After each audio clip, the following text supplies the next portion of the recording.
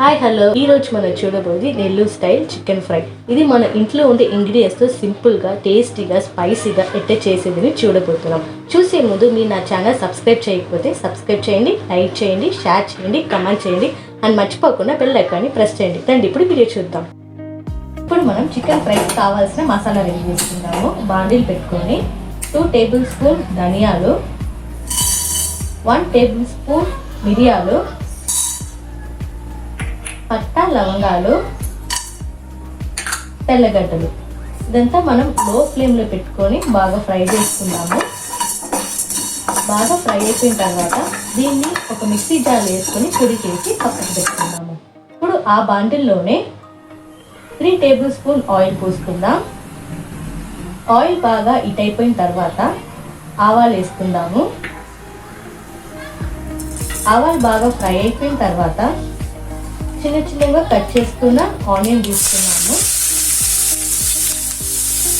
ఇప్పుడు ఆనియన్ బాగా ఫ్రై చేసుకోండి. ఆనియన్ బాగా గోల్డెన్ బ్రౌన్ కలర్ వచ్చేదాకా ఫ్రై చేసుకోండి.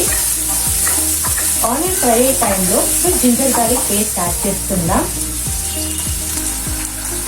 జింజర్ గార్లిక్ పేస్ట్ పచ్చి వాసన పోయేదాకా బాగా ఫ్రై చేసుకోండి. బాగా ఫ్రై అయిపోయింది. ఇప్పుడు మనం చికెన్ని యాడ్ చేసుకుందాము. నేను 400 గ్రామ్స్ చికెన్ తీసుకున్నాను. మీరు బోన్స్గా ఉండి చికెన్ తీసుకుంటే బాగుంటుంది తినేదానికి. ఇది ఒక 1 మినిట్ దాకా కొంచెం ఫ్రై చేసి పెట్టుకుందాము. తర్వాత మనం చికెన్కి తగినంత ఉప్పు యాడ్ చేసుకుందాం.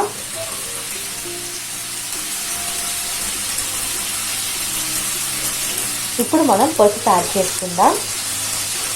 నేను వచ్చి ఆర్చి చిల్లీ పౌడర్ యాడ్ చేసుకుంటున్నాను. ఇది చాలా కారంగా ఉంటుంది, సో నేను కొంచెం యాడ్ చేసుకుంటున్నాను.